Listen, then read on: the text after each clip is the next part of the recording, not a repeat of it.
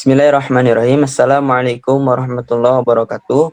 Kami dari kelompok 9 akan mempresentasikan hasil proposal penelitian yang berjudul Pengaruh volume air dan media tanam terhadap pertumbuhan tinggi tanaman kacang hijau dari bab 1 sampai bab 3. Di sini kami beranggotakan 3 orang kelompok. Yang pertama adalah saya, Ihram Adi Pratama. Selanjutnya saya Aulia Yasmin. Dan saya Syahla Anissa. Dimulai dari latar belakang. Kacang hijau merupakan salah satu tanaman kacang-kacangan penting di Asia Tenggara.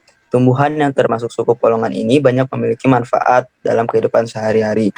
Bagian yang terpenting bernilai ekonomi dari kacang hijau adalah bijinya. Biji kacang hijau banyak digunakan oleh manusia sebagai bahan pangan.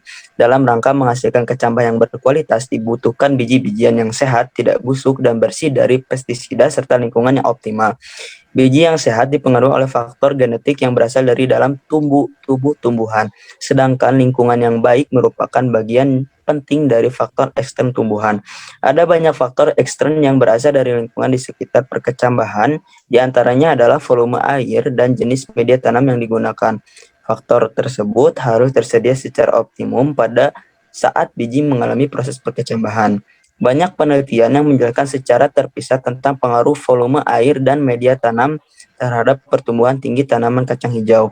Namun berbeda dengan penelitian sebelumnya, penelitian kami bertujuan untuk menguji secara simultan pengaruh dari kedua faktor tersebut terhadap pertumbuhan tinggi tanaman kacang hijau. Pengamatan terhadap respon pertumbuhan tinggi tanaman kacang hijau dilakukan selama 6 hari. Oleh karena itu, pada penelitian ini akan dilakukan percobaan dengan melibatkan dua faktor untuk melihat pengaruh interaksi antara volume air dan media tanam dengan waktu terhadap respon yang akan diamati. Percobaan ini disebut dengan percobaan faktorial. Percobaan faktorial dicirikan oleh perlakuan yang merupakan komposisi dari semua kemungkinan kombinasi dari taraf-taraf dua faktor atau lebih. Selanjutnya ada perumusan hipotesa. Perumusan hipotesa menjadi patokan bagi kami untuk melihat bagaimana hasil penelitiannya. Yang pertama adalah faktor A, volume air. H1 tahu I tidak sama dengan 0, di mana I sama dengan 1, 2, 3. Variabel volume air berpengaruh terhadap pertumbuhan tinggi tanaman kacang hijau. Yang kedua faktor B, media tanam. Beta J tidak sama dengan 0, di mana J sama dengan 1, 2. Variabel media tanam berpengaruh terhadap pertumbuhan tinggi tanaman kacang hijau. Yang ketiga, interaksi faktor A dan faktor B. Tahu B IJ, beta IJ tidak sama dengan 0 untuk setiap IJ. Interaksi variabel volume air dan variabel media tanam berpengaruh terhadap pertumbuhan tinggi tanaman kacang hijau. Selanjutnya ada tujuan dan manfaat dari penelitian ini. Tujuannya yaitu untuk mengetahui apakah volume air, media tanam, serta interaksi keduanya berpengaruh terhadap pertumbuhan tinggi tanaman kacang hijau. Ada manfaat. Manfaat dari penelitian ini adalah hasil dari penelitian ini akan bermanfaat bagi semua orang untuk dijadikan bahan pertimbangan dalam penanaman kacang hijau yang lebih mudah dan efisien. Hasil penelitian ini juga dapat dijadikan sebagai referensi untuk dapat dikembangkan oleh peneliti-peneliti selanjutnya. Selanjutnya, tinjauan pustaka. Pada bagian ini, peneliti membagi landasan menjadi dua, yaitu landasan teori terdahulu dan landasan teori yang digunakan dalam penelitian ini. Landasan teori terdahulu, peneliti mengambil referensi dari hasil penelitian oleh Siregar Kaharudin pada tahun 2010 dalam penelitian yang berjudul Pengaruh Volume Air Perendaman dan Perendaman Terhadap Perkecambahan Benih Kacang Hijau. Peneliti tersebut menggunakan metode rancangan acak lengkap dengan dua faktor perlakuan, yaitu volume air perendaman dan lama perendaman dengan 3 ulangan. Terlihat dari hasil penelitian tersebut menunjukkan bahwa perendaman dengan volume air setengah benih terendam signifikan dalam meningkatkan persentase perkecambahan benih kacang hijau. Peneliti menggunakan penelitian ini sebagai referensi karena adanya beberapa variabel yang sama, namun ada perbedaan sedikit antara faktor dan metode rancangan yang digunakan berbeda. Lalu, landasan teori terdiri atas yang pertama, pengertian tanaman kacang hijau. Menurut Purwono dan Hartono pada tahun 2005, kacang hijau termasuk dalam keluarga Leguminosae. Tanaman kacang hijau dapat beradaptasi di berbagai daerah yang beriklim tropis. Tanaman kacang hijau dapat tumbuh pada setiap jenis tanah, terutama pada tanah-tanah yang gembur, memiliki drainase atau pengaliran air yang baik, mempunyai kapasitas menahan air yang tinggi, dan memiliki pH sekitar 5,8 sampai 6,5. Selain itu juga ada beberapa faktor yang mempengaruhi pertumbuhan bagi memiliki tanaman kacang hijau seperti iklim, tanah, air, dan kapas. Pada presentasi ini akan dibahas mengenai pengertian tanah, air, serta tanaman kapas.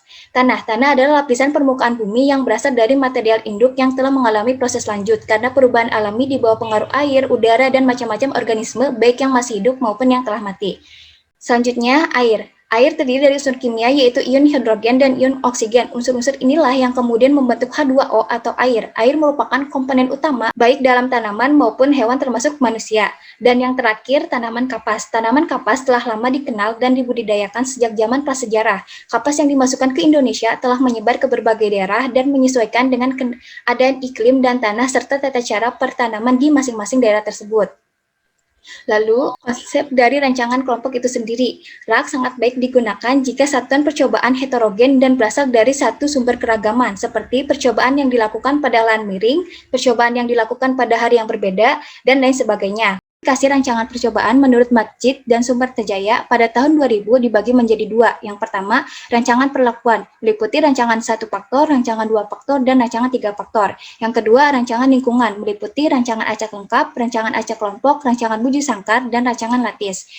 Lalu, RAK faktorial. Menurut Sujana, pada tahun 2002, percobaan faktorial adalah percobaan yang semua perlakuan suatu faktor tertentu dikombinasikan dengan semua perlakuan tiap faktor lainnya yang ada pada percobaan itu. Dan kelompok pada rancangan ini bisa jadi karena percobaan yang heterogen dari satu sumber keragaman.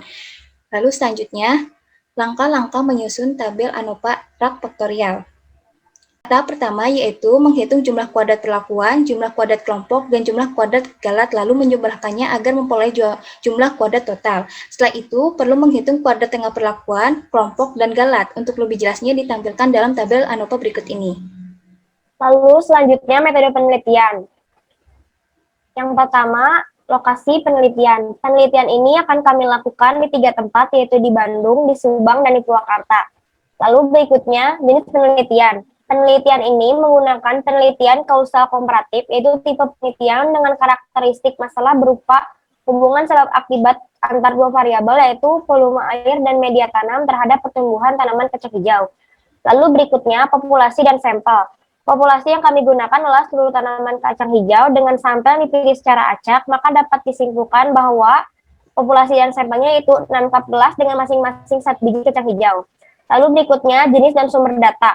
Jenis data yang kami gunakan adalah data kuantitatif dengan sumber data primer melalui cara pengumpulan data. Lalu berikutnya, rancangan penelitian. Pada penelitian kali ini, kami menggunakan rancangan acak kelompok RAK faktorial dengan 2 faktor, yaitu volume air dan media tanam. Lalu berikutnya, variabel penelitian. Yang pertama, variabel bebasnya itu volume air dengan 3 taraf, serta media tanam dengan 2 taraf. Lalu variabel terikatnya adalah pertumbuhan tanaman kacang hijau dan faktor gangguannya yaitu hari, di mana harinya adalah 6 hari. Kemudian metode pengumpulan data. Pada penelitian ini kami menggunakan percobaan atau eksperimen, di mana dalam penelitian ini kami ingin mengetahui apakah pengaruh volume air dan media tanam yang berbeda akan berpengaruh terhadap pertumbuhan tanaman kacang hijau. Lalu berikutnya, metode analisis data dan uji hipotesis. Menggunakan RAK faktorial dengan 2 faktor utama dan 1 faktor gangguan, di mana dengan 2 faktor utama dengan masing-masing 3 taraf dan 2 taraf dan faktor gangguan selama 6 hari, maka akan menghasilkan 36 unit percobaan. Maka didapat model seperti berikut ini. Lalu kemudian teknik analisis. Di sini kami akan menggunakan analisis varians dengan alfa 5% dengan perhitungan jumlah kuadrat berdasarkan rancangan acak kelompok faktorial. Jika perlakuan berpengaruh terhadap respon, maka akan kami lanjut dengan uji perbandingan ganda. Lalu berikutnya prosedur penelitian. Yang pertama, siapkan aten bahan, lalu masukkan media tanam dan 1 biji benih ke setiap cup dan beri air sesuai dengan ketentuan. Lalu amati pertumbuhan tinggi tanaman kacang hijau dan catat hasil pengukuran tersebut. Ini merupakan tabel rancangan acak kelompok RAK faktorial yang akan kami gunakan dalam penelitian kami.